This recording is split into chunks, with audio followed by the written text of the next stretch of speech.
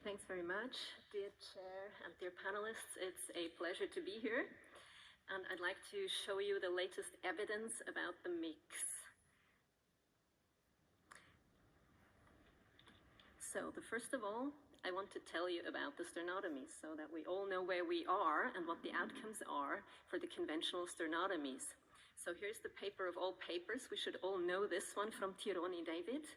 It's been published last year, and he shows his results from the last 30 years, which have been performed by 3 surgeons. They were 465 patients through sternotomy. They did aortic cusp plication in 38%, and also free margin Gore-Tex in 23%. So he presents also his aortic valve reconstructions, which is quite scarce in the other literature. We'll see it later on. Mean follow-up was 10 years with a completion of 98%. Mortality was quite low, the operative and the late deaths. It was 69% survival and freedom from re-op at 20 years. It was 6% risk of re-op with death and 10% risk of developing moderate or severe AI throughout the years. And multivariable analysis showed that time per 1 year is the risk factor for post-op AI. So excellent results. And these we have to compare now then with the mix. The second paper I also want to show you, which is of course from the other big group we all should know, and I'm sure we do. It was also published last year. It shows the 25-year experience from Hannover with 732 patients over 25 years. They also included their mix, 74, and also the A dissections. They used mainly straight grafts. They also did concomitant surgery and also cosplasty in 10%. In-hospital overall mortality was 3.8%, which is quite good when you also include the A dissections, and the elective mortality was 1.8. Mean follow-up was 10 years with a 15-year survival of 65%. Freedom from re-op was also high with 85% at 15 years. The risk for re-op turned out to be age, hyperlipidemia, ejection function, and post-op degree of AI, of course. So with all this in mind, I'm just going to try to show you some of the mix which I found in literature, which is actually quite scarce, I have to say.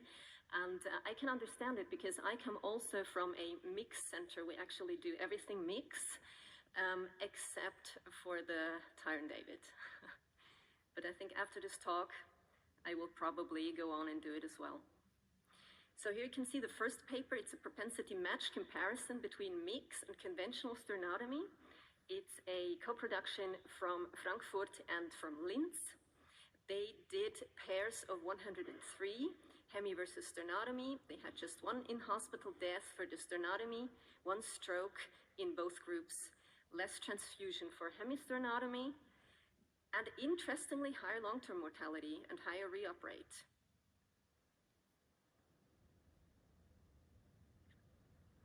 Here is a group from Russia, which was also published 2 years ago with a 5-year inclusion of 458 patients with root surgery, out of which they had 91 Davids. Unfortunately, they didn't declare anything about the cusp repair, whether they did it or not. They managed to do 30 propensity-matched group pairing with the conventional and mini sternotomy. They found comparable survival, comparable echo findings, re-op rate, and complication rate. They also found that despite it was a longer clamp and CPB time in the mini sternotomy group, it was less blood loss, shorter ventilation, and also shorter stay. So definitely not inferior to the sternotomy. Here we have a group from China from last year. They included also 217 patients with valve-sparing root. They also didn't say anything about whether they reconstructed the valve itself or not. It's just about the valve-sparing root replacement. They managed to do 52 patients per propensity group. They found just 1 death in the sternotomy group, and they all had AR less than 2 when they left the hospital. Mini sternotomy turned out to have, of course, less blood loss, less blood products, and the conventional sternotomy had longer ICU stay and higher costs. They had comparable re-exploration, kidney injury, drainage, ventilation, and arrhythmias. The follow-up, which is actually not so long yet, but after all, they showed no re-op, no death, comparable survival, and comparable AI. So once again, not inferior to sternotomy. Here another one from the US. It doesn't have many patients included. I just wanted to show it after all because it shows that even you have a low volume of this kind of surgery and yet you have quite nice outcomes. So they compared even historic 27 sternotomy patients from 2005 until 14 with 2015 and 19, 16 J hemisternotomies. They showed no significant difference in the outcomes, no difference even in CPB and in cross-clamp times, and no in-hospital mortality. Here once again, one of the giants, which has been accepted just this year, a couple of months ago. This one actually demonstrates very nicely that the valve sparing via mix does not compromise the outcome. And that's actually what I found in the literature all over. Of course, when you do it in a mixed specialized center with mixed specialized surgeons. This one shows isolated Davids, 42 patients mix versus 178 through sternotomy. Here, they found that the CPB and cross-clamp time was longer in the mix again. In-hospital mortality was comparable though, and also 6-year survival and freedom from re-op was comparable. And here, this is the last one. If anyone is interested, here the Royal Brompton Group has actually done a very nice literature review of the David procedure papers via the upper hemisternotomy, and they did a very nice table, and they compare every variables in each paper.